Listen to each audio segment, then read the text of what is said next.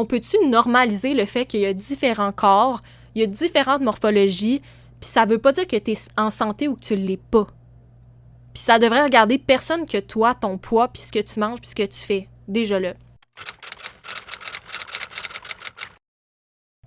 Salut, je m'appelle Gabrielle et bienvenue dans mon journal.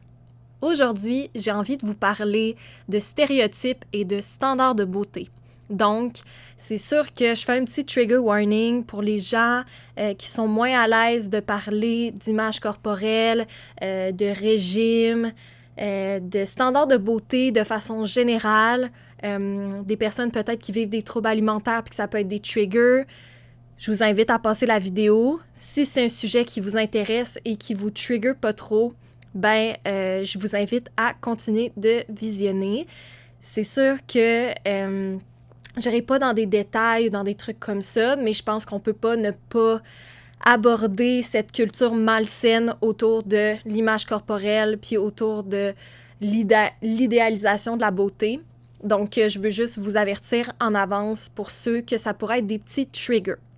Vous avez probablement vu que le film Barbie sort dans quelques jours et je trouvais ça super intéressant d'utiliser en fait ce phénomène social-là et culturel-là pour parler un petit peu de justement c'est quoi les standards de beauté et faire ressortir quelques petites choses par rapport à Barbie et par rapport au reste. Premièrement, je voudrais commencer par dire que comme c'est mon journal, c'est vraiment mon expérience.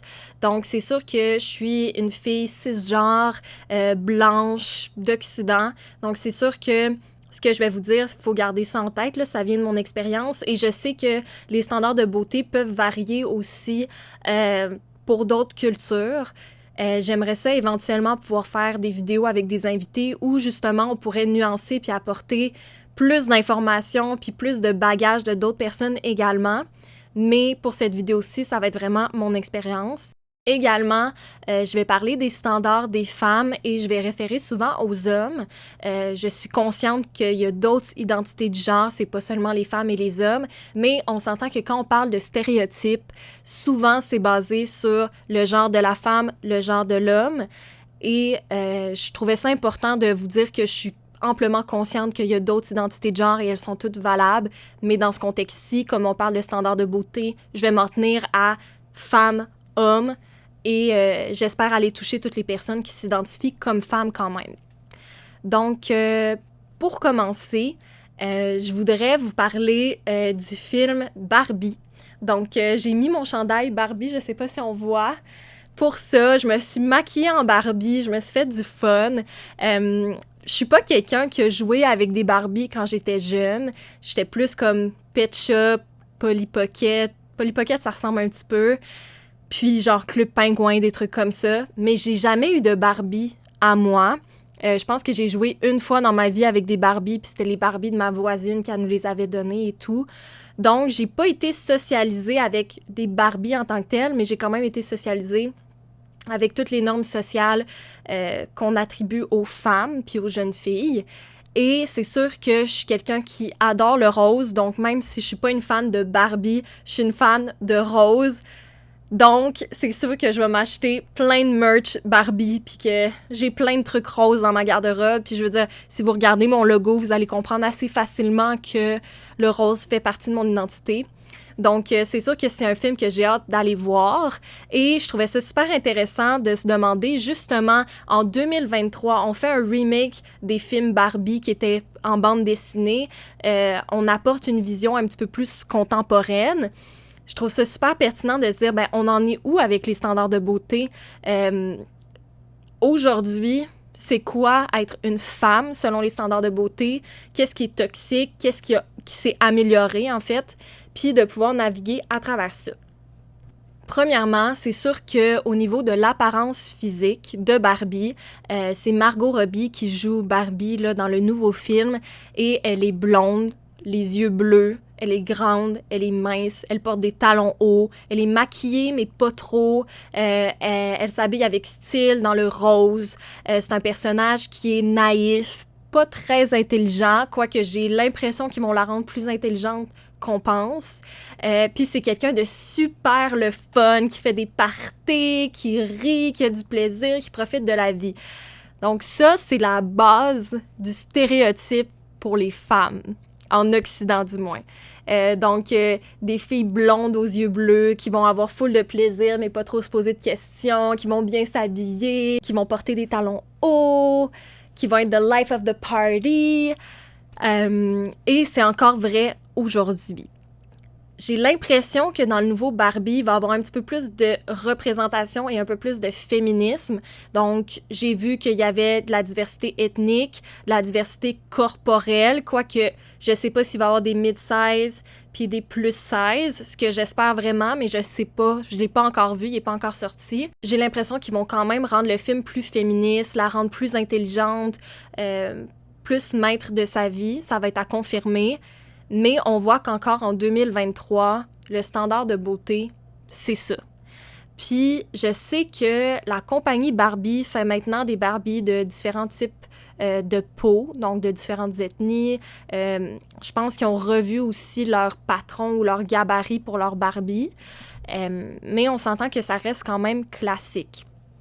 Puis, fun fact par rapport à Barbie, je me rappelle au secondaire, on en avait parlé, et si Barbie était une vraie personne, cette personne-là ne pourrait pas exister parce que, en fait, elle a tellement une taille petite que ses organes seraient pas capables de tout rentrer. Donc, c'est juste pour vous dire à quel point ce qu'on nous montre dès qu'on est jeune a absolument aucun sens. La fille qui a fait des chirurgies pour ressembler à Barbie, là, elle doit avoir mal au dos tellement qu'elle a une forte poitrine, qu'elle a pas de taille, nanana et tout. Donc, c'est bien beau, là, ce concept-là, mais c'est pas viable, c'est pas réaliste. Ça m'amène aussi à vous parler de ce que je trouve qui se rapproche le plus de Barbie dans notre monde à nous en ce moment, et c'est les Kardashians. Je sais pas si vous êtes fan des Kardashians. Personnellement, j'écoute leur émission parce que je trouve que c'est des femmes d'affaires qui ont réussi à accomplir plein de choses, mais c'est sûr que d'un point de vue féministe, en termes de normes de beauté, ça me chicote. Je trouve ça frustrant parce que c'est des personnes qui vont mettre la barre très haute pour les jeunes filles, les adolescentes et même nous, à ce qu'on devrait ressembler pour être belles. On s'entend qu'ils ont eu plein de chirurgies, là, tu sais, c'est pas leur corps naturel, sauf peut-être, tu sais, Kendall, qui a eu moins de chirurgie ou des trucs comme ça, mais tu sais, Kim Kardashian, c'est sûr là, que c'est pas ses vraies fesses, ses seins, je me pose des questions. Après ça, ils portent tous des corsets là, pour qu'ils deviennent full minces de la taille. Puis je trouve que, personnellement, à ce point-ci, ils n'ont pas été assez honnêtes par rapport à leur chirurgie. Je suis consciente que c'est pas parce que tu es une personnalité publique que tu as envie de divulguer toutes tes chirurgies. Par contre, de faire croire à une population au complet que c'est juste en t'entraînant puis en mangeant bien que tu as ce corps-là, pour moi, c'est complètement aberrant. Ça n'a aucun sens. Puis je pense qu'il faut être capable de le reconnaître, prendre un pas de recul, puis se dire, même ces filles-là, qui sont parfaites, entre guillemets, avec toutes les chirurgies, puis nanana, puis que leur succès est basé sur leur corps, en fait, là, ben, ça veut pas dire qu'ils sont plus heureux. Tu sais, on voit Chloé qui a eu plein de trauma dans sa vie, par exemple. Kim, quand elle a porté la robe de Marilyn Monroe, qui était encore pas assez maigre pour la robe de Marilyn Monroe, qui a dû faire un gros régime, nanana, pis tout. Ça n'arrête jamais et ça ne donne pas plus confiance en soi. Fait que je pense que c'est important de parler aussi des chirurgies plastiques. Puis, encore là, je fais une analyse macro, OK? Donc, je vais analyser la société, les normes sociales, mais je vise personne en particulier. Si toi, en tant qu'individu, tu as eu des chirurgies, que ça soit tes seins, tes lèvres, whatever, puis que tu avais tes raisons, puis tu es bien là-dedans, j'ai rien contre ça, puis je pense que chacun doit faire ce qu'ils veulent avec leur corps. Par contre, je pense qu'en tant que société, il y a un problème en ce moment avec les normes de beauté, avec ce qu'on pousse aussi. Puis c'est là que je veux en venir par rapport aux chirurgies. Pour les femmes, je trouve ça épouvantable à quel point, esthétiquement parlant, on peut se faire des choses puis c'est jamais assez. Tu sais, que ça soit se faire épiler au laser, que personnellement, je me suis pas fait épiler au laser encore. Ça a l'air de faire vraiment mal. Puis ça coûte cher, puis c'est pas le fun. Après ça, il y a toute ta face, fait qu'il y en a qui ont des petits duvets parce qu'ils ont les cheveux plus foncés, fait que ça paraît. Je me suis jamais fait faire le duvet, en tout cas pour l'instant j'ai pas besoin parce que mes poils sont vraiment blonds. Mais tu sais, il y a ça aussi, la moustache. Après ça, tes sourcils. J'ai pas fait non plus mes sourcils, mais tu sais, ça pourrait arriver éventuellement. Je sais qu'il y a des lash lifts pour que t'aies tout le temps comme si t'avais du mascara, puis là, il y a un peu de coloration, puis t'es lift. Il y a des brow lift, où ils te lift, tu sais, comme les sourcils de même. Il y a de la coloration, il y a du maquillage permanent. Il y a tout ce qui est des prothèses, il y a les lip fillers. Il y a tellement de choses aujourd'hui. Il y a les mèches pour les cheveux, il y a... Ça n'arrête plus. Puis je pense que on a une responsabilité en tant que société d'être, de un, honnête, de pas cacher, tu sais, de pas dire qu'on est complètement naturel si on l'est pas. Si tu te fais faire une chirurgie, assume-la. Puis, tu sais, pour moi, ça vient avec, là. Tu sais, tu peux pas être une influenceuse sur Instagram, puis être perfect, puis avoir 20 millions de filtres, puis pas être transparent par rapport à ça. En ce moment, en Europe, ils regardent pour faire une loi, où je pense que la loi a été votée. En tout cas, il y a une loi en ce moment en cours pour interdire les influenceurs de faire de la promotion de chirurgie esthétique. Puis moi, je suis vraiment pour ça, puis j'espère que ça va arriver vite au Canada, parce que c'est vraiment ça mon point. C'est pas « fais pas de chirurgie plastique », c'est ton corps, c'est ta vie. Mais si tu as une influence sur les gens, un grand public, ben tu peux pas faire la promotion de n'importe quoi. Il y a des risques, ça peut être dangereux. Ton audience peut être des gens qui sont en croissance, donc les risques sont encore plus hauts. Quand tu es à l'adolescence aussi, tu bâtis ta confiance en toi, donc c'est pas le temps d'aller faire des chirurgies non plus. Tu peux vraiment aller convaincre des gens de ça, donner de la mauvaise information aussi. Donc ça, je pense que c'est super qu'ils fassent ça en Europe, puis j'espère que ça arrive au Canada. Mais je pense que c'est ça. On est rendu avec tellement de possibilités de changer notre corps, puis avec les filtres sur les réseaux sociaux, c'est rendu épouvantable, tu sais, qu'est-ce qu'on peut se faire montrer.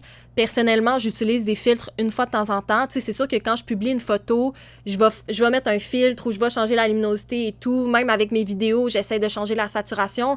Mais d'un point de vue esthétique de vidéo ou de photo, de faire ressortir quelque chose, de faire... Tu sais, c'est comme artistique pour moi, mais je m'en vais pas me grossir les seins, me grossir les fesses, rapetisser mon... Tu sais, en tout cas, je fais pas changer ma morphologie ou qui je suis. Puis ce que je suis contente aussi, c'est que, mettons, sur TikTok, quand tu mets un filter, ben il apparaît que tu as mis un filter. Quand tu fais une story sur Instagram puis que tu te changes, tu sais, tu mets un effet, ça apparaît. Puis ça, je pense que c'est un fair deal. Là. C'est comme, OK, ben tu mets un filter, mais il apparaît. Fine by me. Mais je pense qu'au niveau des chirurgies esthétiques, c'est rendu complètement n'importe quoi, tout ce qu'on peut se faire faire. Puis je pense que c'est ça, on a un devoir quand on est soit influenceur, soit personnalité publique, whatever, d'être honnête, de pas promouvoir n'importe quoi. Puis je pense que c'est un sujet qui doit être plus parlé également. Puis c'est ça, de pas non plus penser à faire ça nécessairement quand vous êtes adolescent et tout. T'sais. C'est pas parce que tu te fais une chirurgie plastique que tu vas avoir plus confiance en toi nécessairement. Il y a d'autres étapes avant de se rendre là. Puis il faut pas non plus que tu associes ta beauté à ton succès. Puis ça, c'est quelque chose de super important aussi. C'est que j'ai l'impression que dans notre société, il y a un beauty privilege qui doit être vraiment réel, où tu as l'impression que plus tu es beau, puis plus tu fites dans les standards de beauté, plus tu as de chances de réussite dans la vie.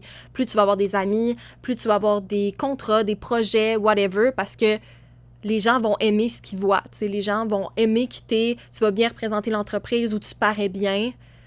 Mais au final, moi, ce qui me frustre le plus, c'est que la seule chose qu'on ne choisit pas, c'est notre corps. Après ça, puis, tu sais, c'est sûr qu'on choisit pas nécessairement notre famille, des trucs comme ça, mais je veux dire, par rapport à nous, par rapport à notre propre personne, on ne choisit pas de quoi on a l'air physiquement.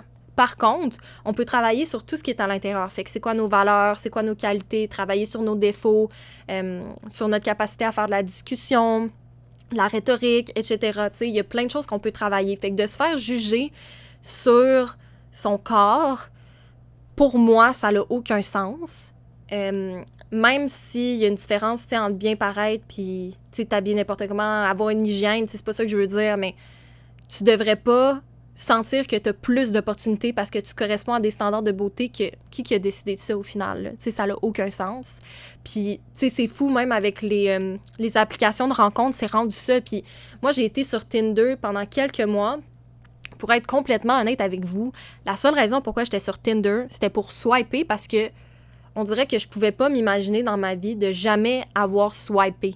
Comme je voulais avoir l'opportunité de swiper, mais c'était sûr que j'allais pas finir avec quelqu'un sur Tinder ou que j'allais pas réellement dater des gens sur Tinder parce que pour moi, cette façon-là de voir les gens, de juger les gens sur l'apparence, ça marche pas avec moi, là. Tu sais, ça fonctionnait pas.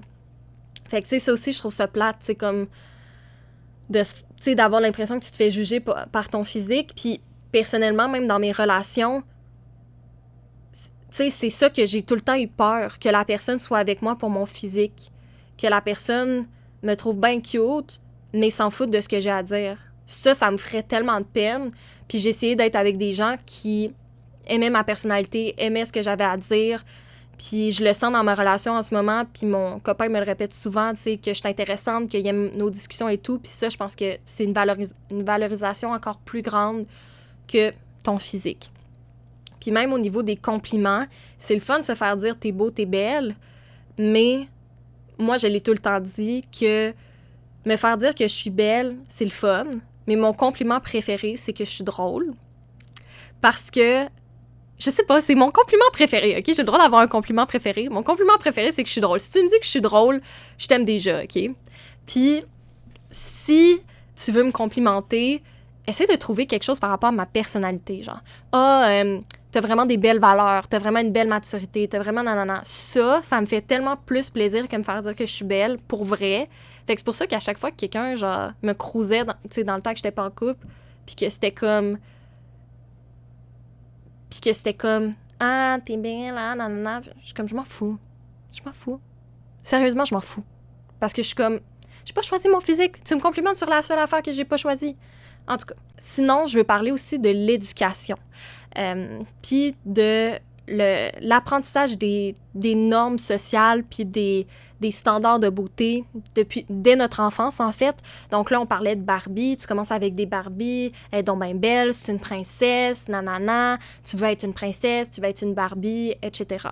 Puis souvent, on va dire aux jeunes garçons « Wow, t'es donc bien fort! » Tu sais, ils vont jouer avec leur camion, ils vont bâtir des choses, ça va être comme « T'es donc bien fort! » Puis les filles, ça va être « Oh, t'es donc bien belle dans ta robe de princesse! T'es-tu une princesse? Oh, t'es-tu belle un peu? » Puis je suis comme...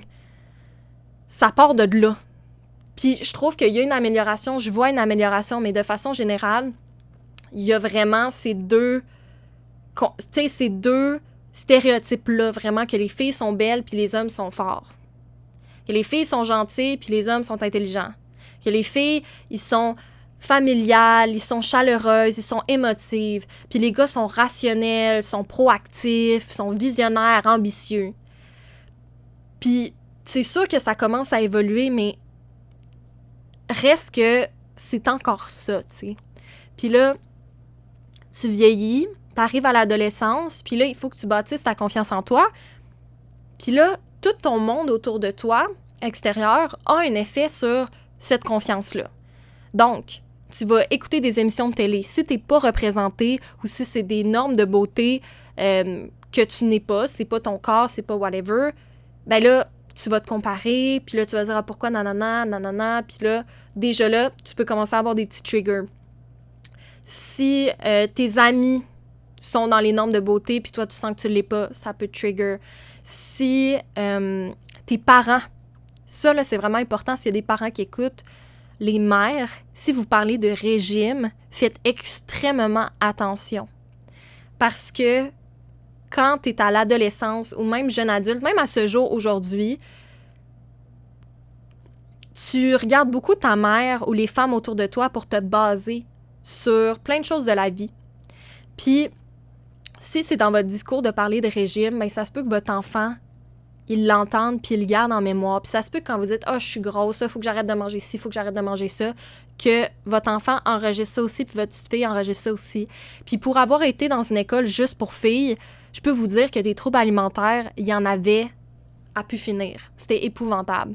C'est sûr que là, je veux dire, je sais pas tout qui avait quoi, là, mais c'était vraiment un gros problème là, dans l'école.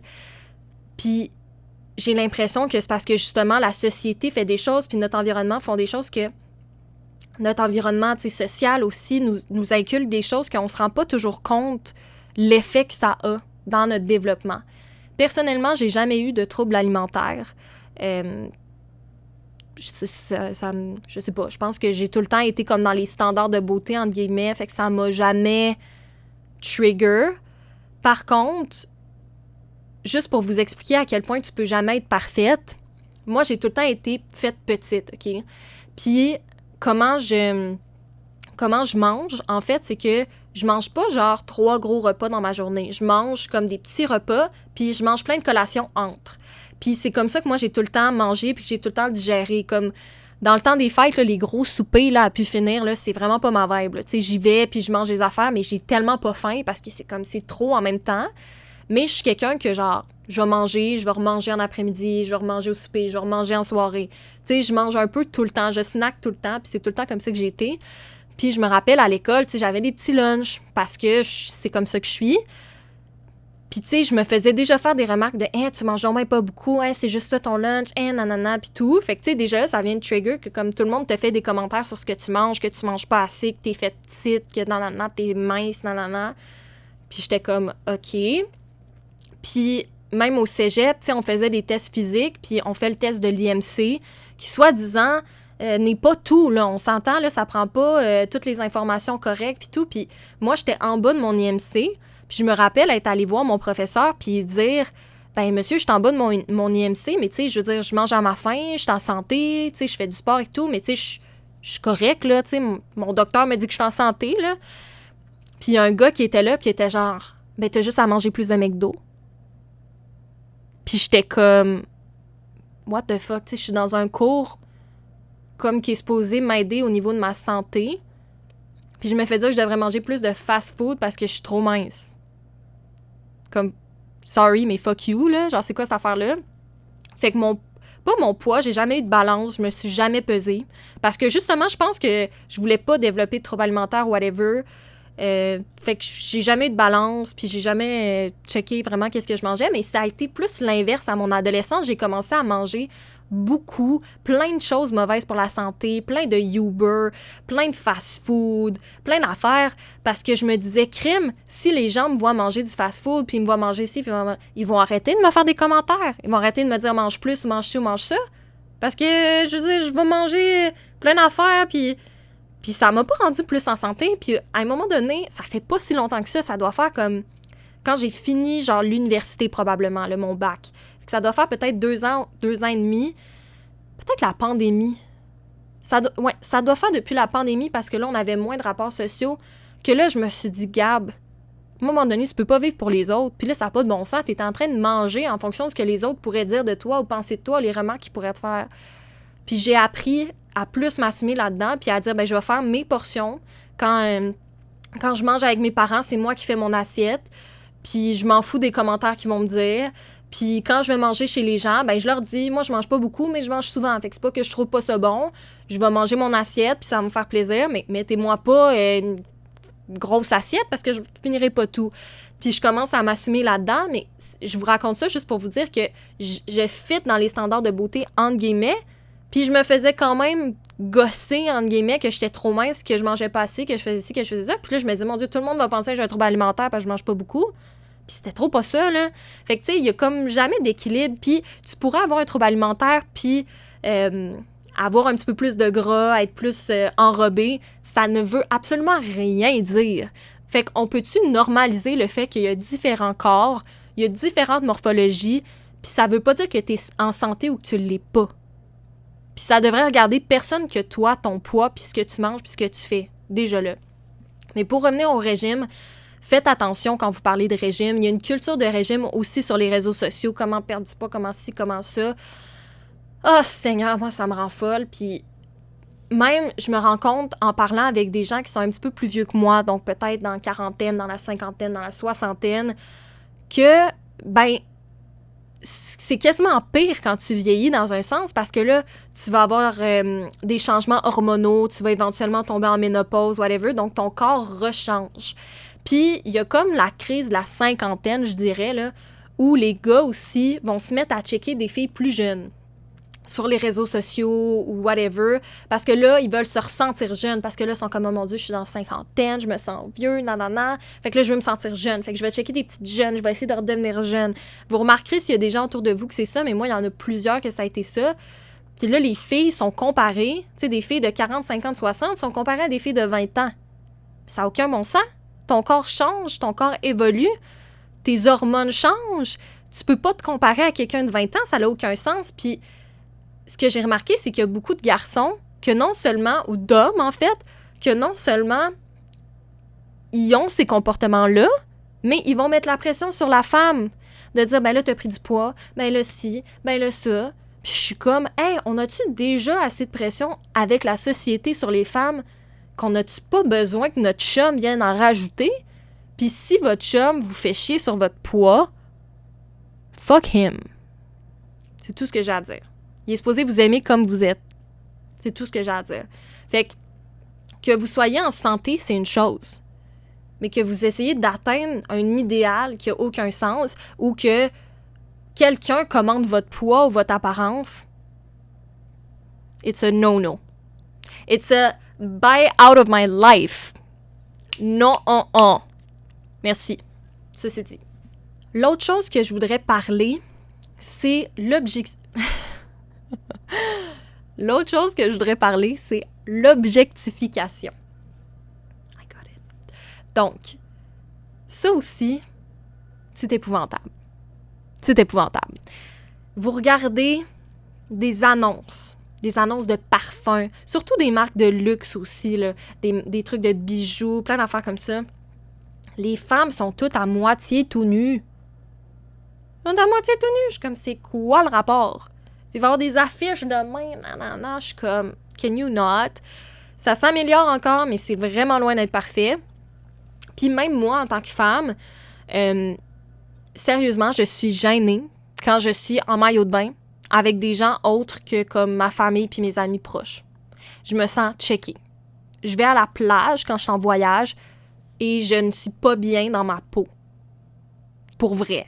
Parce que je me sens checkée, je sens que les gens checkent mes seins, checkent mes fesses, nanana. Je me sens pas en sécurité. Fait que, puis même l'été, je vous dirais, en camisole, en crop top, en short, je me sens jamais bien quand je vais en public. Je me sens tout le temps checkée, puis je veux pas que ça influence comment je m'habille, parce que c'est important qu'on ait notre propre identité puis qu'on s'habille comme on veut.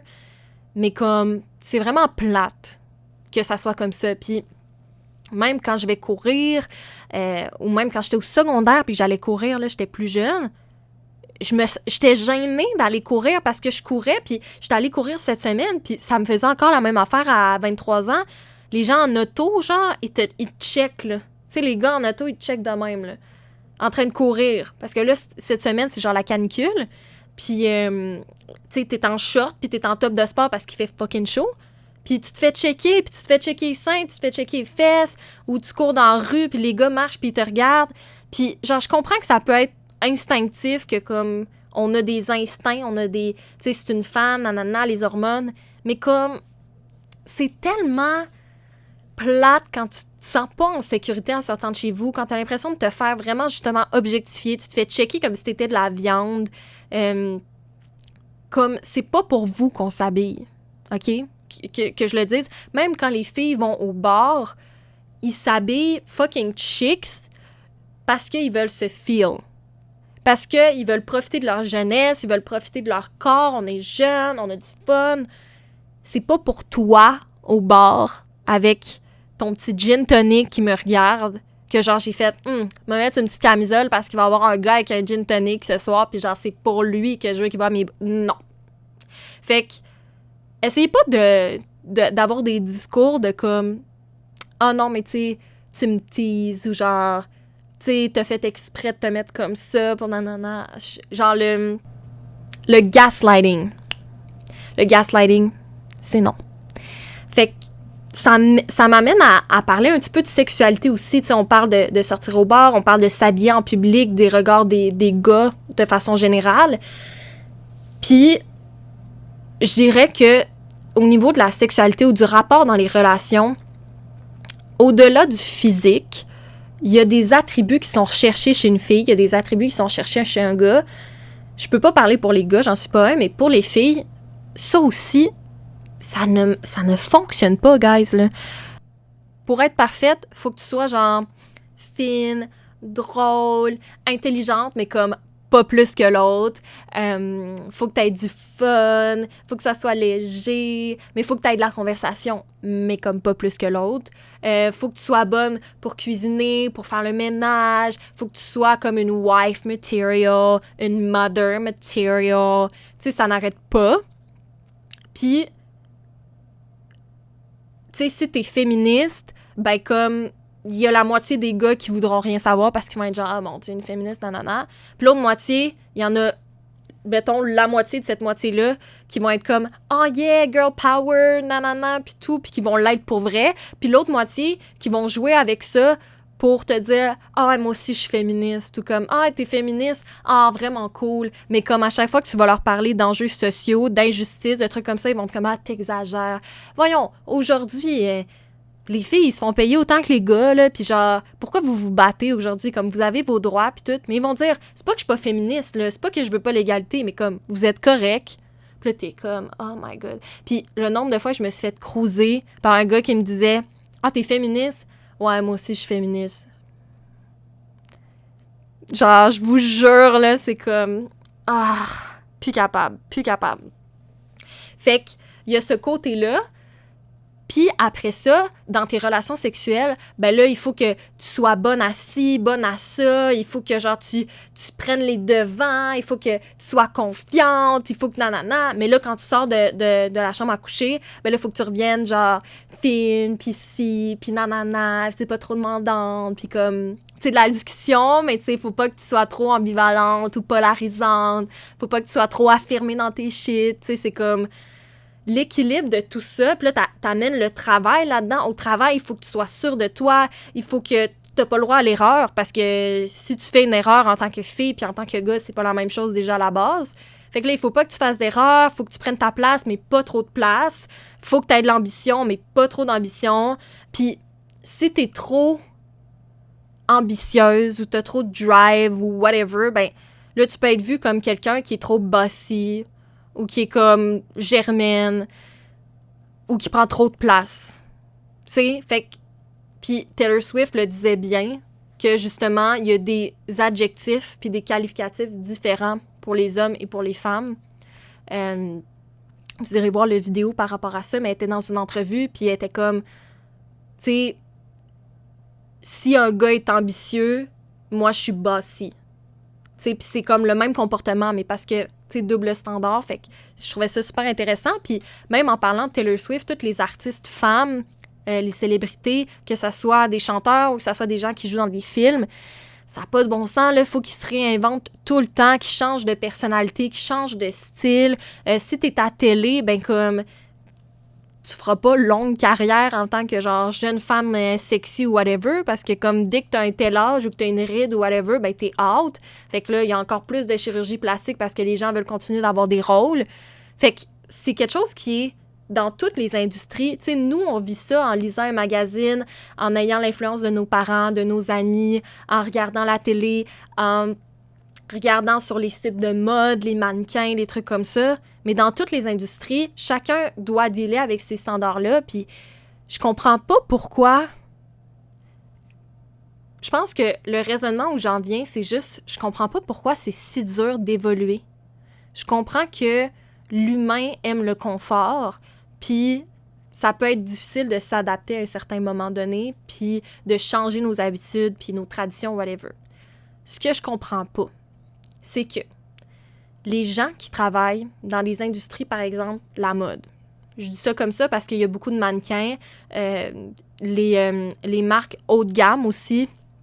Souvent, il y a vraiment des problèmes là, au niveau des mannequins. Fait que pour parler, mettons, de marques haut de gamme, je me dis, les gens qui choisissent les mannequins, là, même si ils ont une idée de c'est quoi la mode, puis ça doit être des mannequins qui pèsent ci, puis qui ont l'air de ça, puis whatever, ben, ils ont probablement une femme, ou une mère, ou une fille, ou une sœur, ou une cousine, ou des femmes dans leur vie autour d'eux.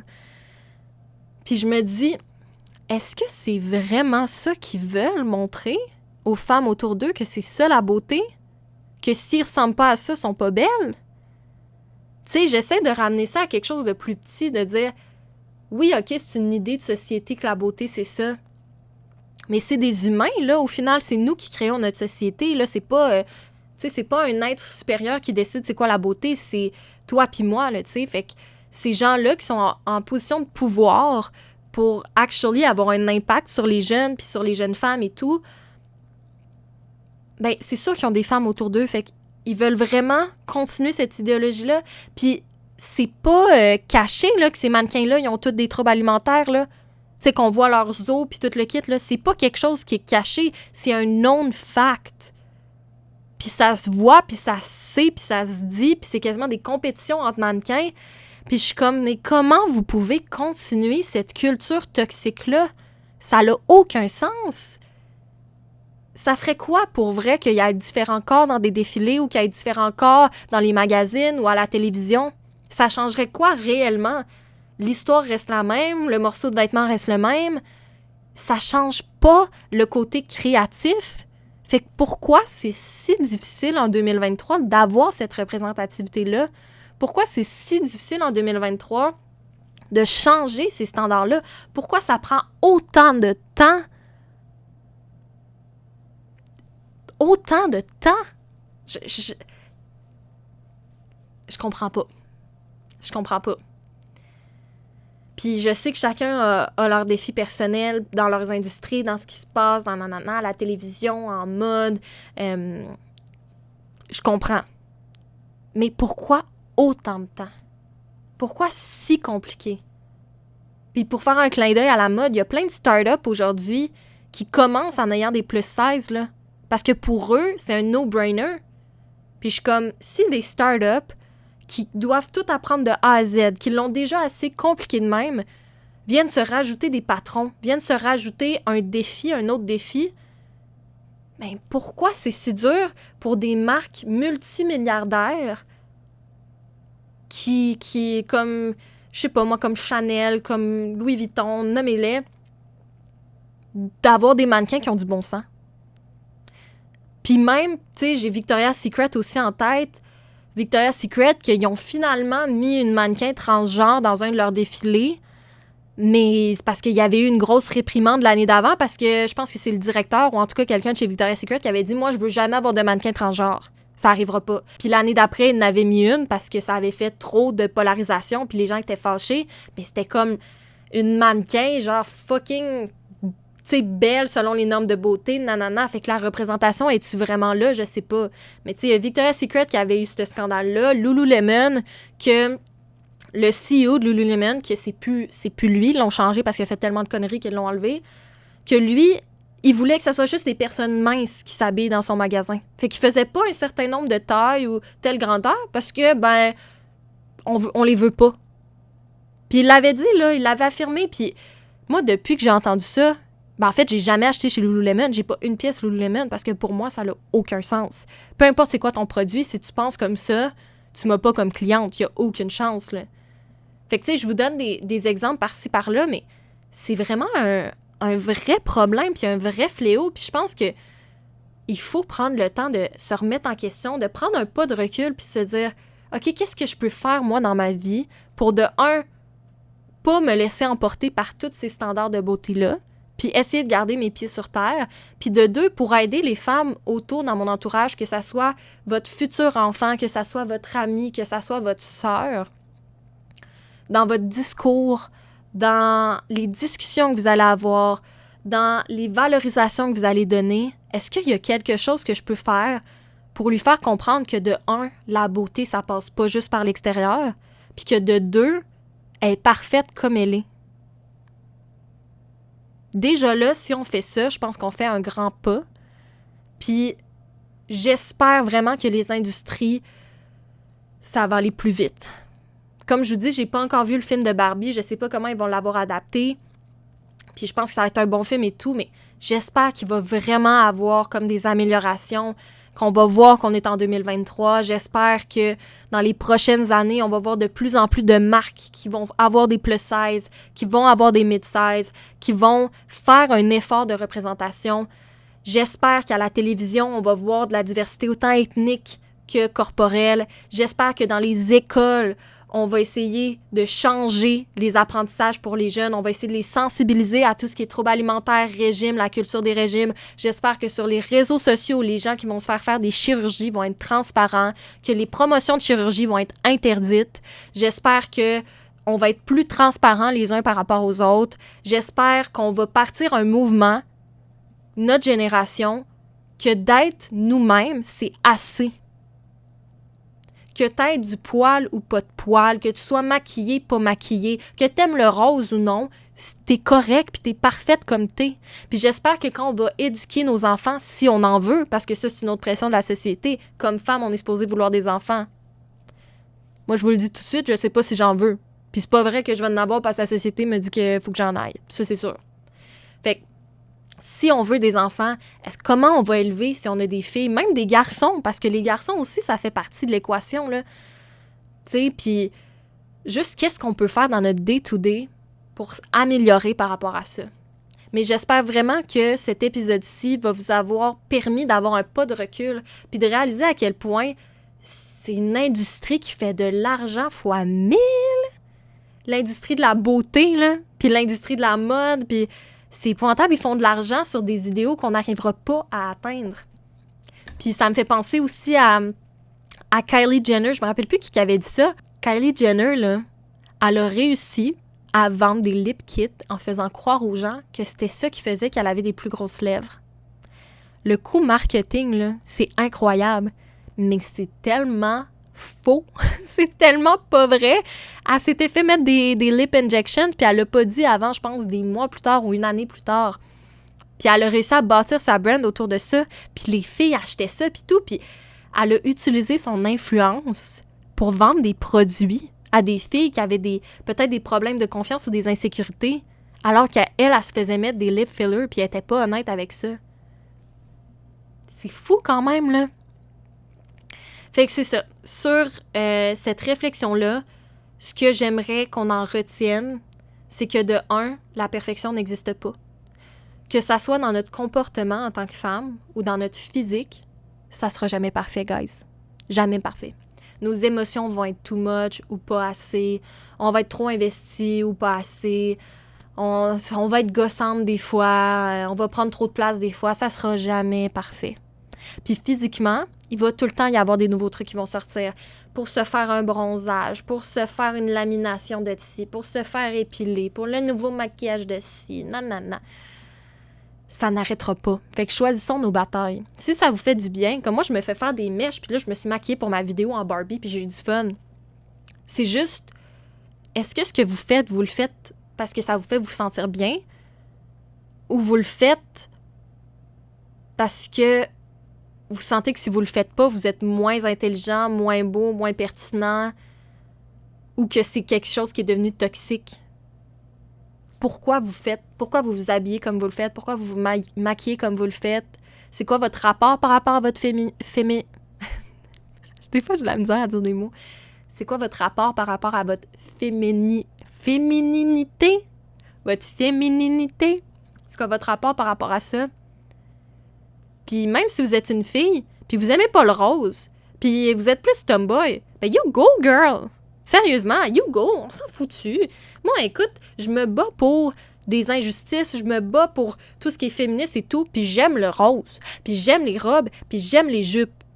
OK? Puis c'est ma socialisation probablement, mais je suis bien là-dedans. Sauf que moi, ce qui me fait chier, c'est que les gens qui sont pas de même, ils devraient pas être moins... Ils devraient pas être vus comme moins pertinents, moins importants, moins beaux, moins whatever. Moi, je veux que tout le monde soit bien dans leur corps puis comment ils sont.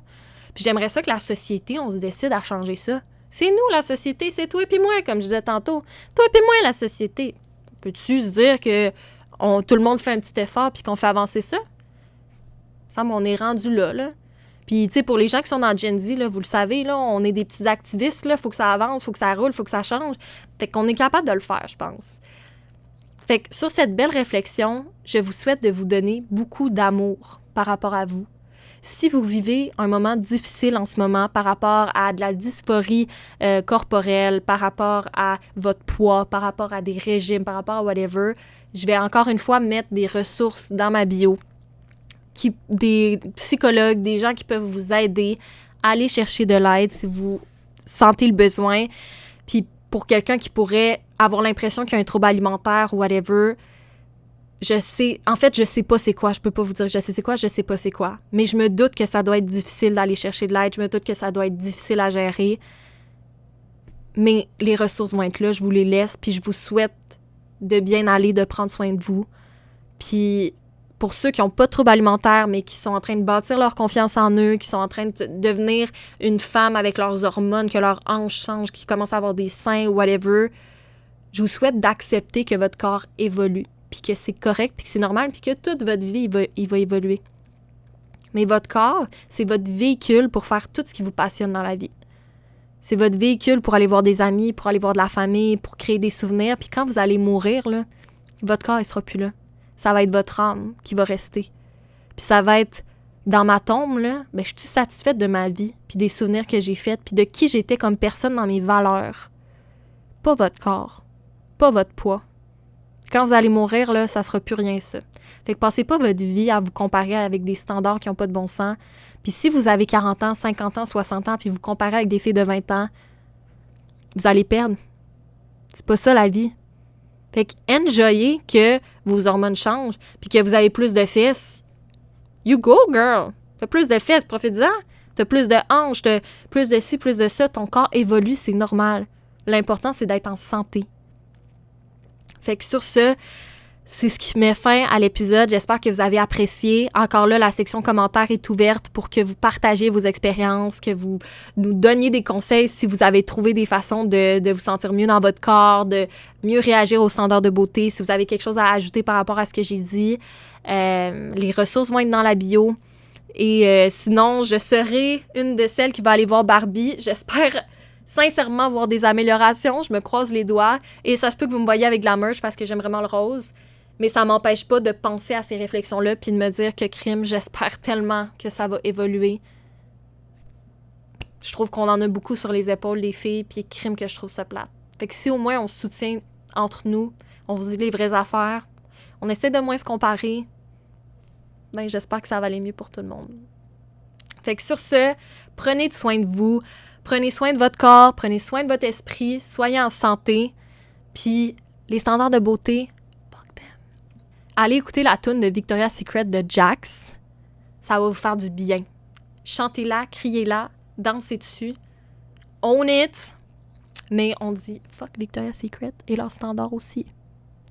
Fait que sur ça, j'espère que vous avez aimé la vidéo. On se revoit la semaine prochaine pour une nouvelle vidéo, un nouveau sujet.